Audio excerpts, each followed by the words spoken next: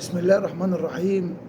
من يومين ثلاثة تقريبا نزل المطرب عمر كمال فيديو بيتكلم عن الحلال والحرام، وإن أنا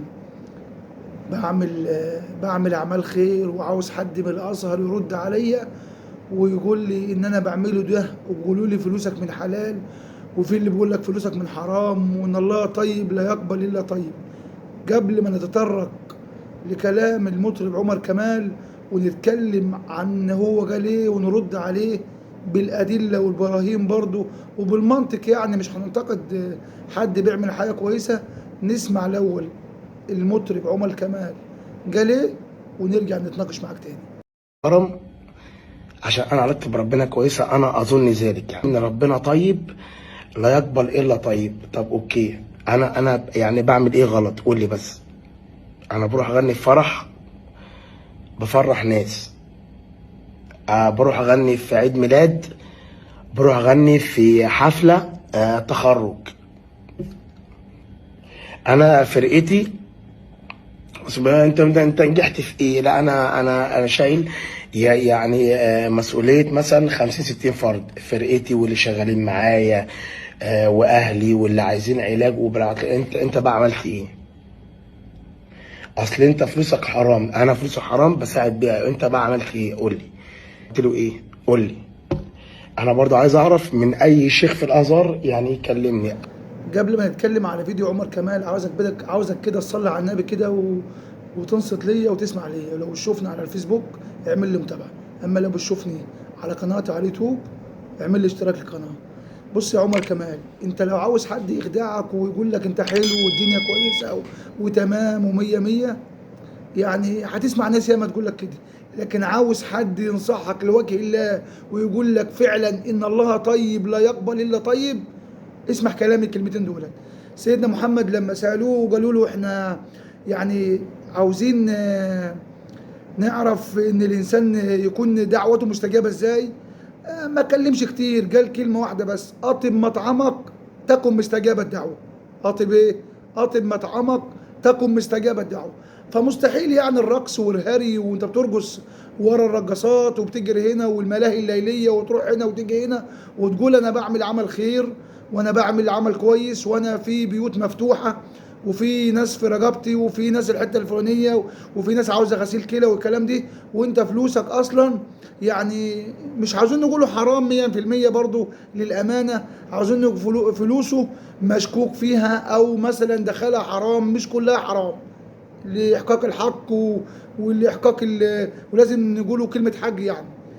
برضو نرجع ونقول لك ان الله طيب لا يقبل الا طيب. واضح من كلامك، ولو خدت بالكم من حركات عمر كمال في الفيديو الاخير بتاعه هتلاقيه مضطرب نفسيا. يعني دكاتره النفسيين يقدروا يفهموا الكلام ده اكتر مني، انا ما بفهمش في حته الحركات اللا اراديه او الحركات النفسيه اللي بتبان على الانسان وهو بيتكلم.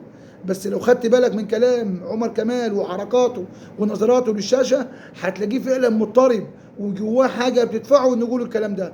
وعلى فكرة دي شيء طيب ان ضميره حي وقلبه حي، ان هو نفسه يتوب او نفسه يرجع او نفسه حد يقول له ان ده حلال واستمر في كده وبتاع. بس ما حدش هيخدعك ولا حد هيضحك عليك، واللي هيضحك عليك ياما برضه هيقولوا لك ان فلوسك من حلال واستمر وبتاع والدنيا حلوه وبرضه في ناس في رقبتك والكلام ده. نرجع برضه نقطة النبي ان لما سألوه عاوزين دعوتنا تستجاب، قال لهم اطب مطعمك. احد الصحابة سألوا يعني قال له احنا نعرف عاوزين دعوتنا تستجاب، يعني ما كلمهمش كتير، قال لهم صلوا وصوموا والقصه دي لا، قال لهم قال له اطب مطعمك تكن مستجاب الدعوه. دي فين؟ في الدعاء. عاوز دعائك يستجاب اعمل كل من حلال وما يدخلش بيتك حرام، ده في الدعوه بس. يا بل بقى من انت عمال ترقص وتغني ورقص ومزمار وسفور وعري، كلنا متفقين عليه، مش عاوزين نقوله، مش عاوزين نرميه بالباطل، كل حاجه موجوده، المهرجانات والكلام ده. الفلوس اللي انت خدتها من الاغاني والكليبات من المهرجانات واليرود، الفلوس ده تكتب في صحيفه الحسنات، او العمل اللي انت بتعمله ده يكتب في صحيفه الحسنات ام في صحيفه السيئات؟ انت اللي ترد، انت اللي ترد مش انا. ضميرك فين؟ على فكره لما ضميرك ينجح عليك جامد ويقول لك وتفكر كتير ويقول انا فلوسي من حلال وفلوسي من حرام وعاوز نعرف وحد شيخ، دي حاجه كويسه. دي لو ده اللي يدل على انك جواك طيب اساسا، جواك طيب وجواك خير وربنا يتوب عليك. كلنا اصحاب معاصي لا استثني احد، كل بني ادم خطاء وخير الخطائين التوابين، فمش هنستثني احد من الخطأ. يعني العصمة انتهت بموت سيدنا محمد صلى الله عليه وسلم، عشان برضو نكون متفقين. بس انا وانت وغيره وكل بني ادم خطاء، بس انت بتنجع عليك قلبك وضميرك انك بتتكلم عن الحلال والحرام وتقول عاوز شيخ من الازهر يقول لي ان فلوسي ده من الحلال والحرام. هتلاقي ناس تقول لك كتير ان لا فلوسك فيها حلال، وفي ناس تقول لك لا ده فلوسك فيها حرام، واللي هيقول لك حلال يا ما قوي، وهتسمع كلام كتير قوي يشجعك. بس انا عايزك تستفتي قلبك انت وانت بتتكلم مع نفسك او انت مع نفسك مره، وتقول انا اللي بنعمله ده يكتب في صحيفه الحسنات ام في صحيفه السيئات، وانت اللي هترد على نفسك. فمش معقول يعني ان انت الرقص والهري والمهرجانات والسفور والملاهي الليليه اللي بتروحها وفي رقاصين وراك ومزمار شيطان ومعازف. حط تحت كلمه معازف دي مليون خط احمر، مليون خط احمر، لان في احاديث عن النبي صلى الله عليه وسلم بيقول فيما معناه في اخر زمان امتي يستحلون الحرى اللي هو الزنا، يستحلون الحرى والحريرة والمعازف. هي اصلا كانت حرام بس هم بيستحلوها، يستحلون الحرى الزنا والحرير والمعازف. اسمع كلامي واسمع كلام الجملتين دولت واسمع حديث النبي ده اهو، وانت هتكون يعني حط نصب عينك اللي بتعمله حلال او حرام. مش عايز اطول عليك كتير، بس انا حبيت الم الكلمتين دول واقول لك النبي بيقول قال صلى الله عليه وسلم ياتي في اخر زمان امتي اناس، في زمن اهو بيحصل اهو معانا اهو، يستحلون الحيرة. يستحلون يعني هي كانت حرام اصلا وهم عاوزين يحللوها، الحيرة اللي هي اللي الزنا يعني، والحريرة والمعازف. وحط مليون خط تحت كلمة معازف، لان اللي احنا بنعمله ده واللي احنا بنشوفوها في المهرجانات والدنيا بايظه على التيك توك وفي التلفزيونات حاجه لا ترضي الله ولا ترضي عباد الله. وطلع شيخ من يومين، شيخ ازهري، قال له لا ده فلوسك حلال واستمر، وفي ناس في رقبتك ومش ناس في رقبتك. انت بتقول ايه يا عم الحاج الله يستر معاك؟ انت وعيت للكلام ده؟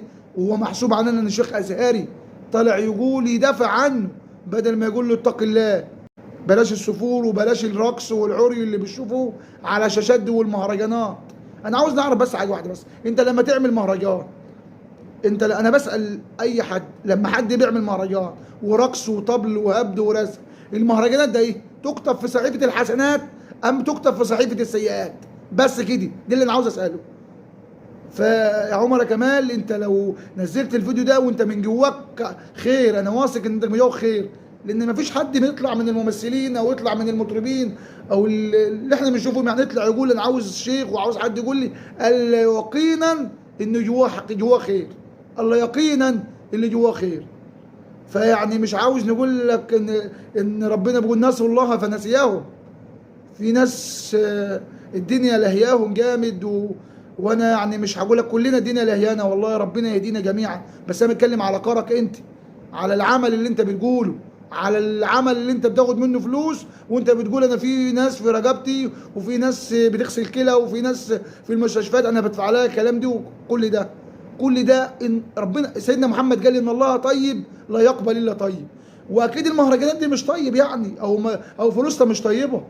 المهرجانات والرقص والرزع واللي احنا بنشوفوه ده بس مثلا ممكن حد يطلع يقول لك ايه الغناء حسنوه حسن وقبيحوه قبيح. يا عم انا ما بسالكش على الكلام من ايام ايطاليا، انا بكلمك على اللي احنا بنشوفوه ده اهو. المهرجانات ده ايه؟ حلال ولا حرام؟ هتقول لي حسنوه حسن، يا عم الحاج حسنوه فين؟ انت بتتكلم تقول ايه؟ مفيش حاجه هنا حسنوهم، رقص اهو، في رقص اهو، في عري اهو، مفيش هنا حسنوه حسن بقى ده قدام عينينا اهو. فبرضه هرجع واقول لك ان الله طيب لا يقبل الا طيب، ان الله طيب لا يقبل الا طيب. وفي اخر كلامي اسال الله العظيم رب العرش العظيم ان يهدينا الى الصراط المستقيم، ان يهدينا ويهديك الى الصراط المستقيم. والسلام عليكم ورحمه الله وبركاته.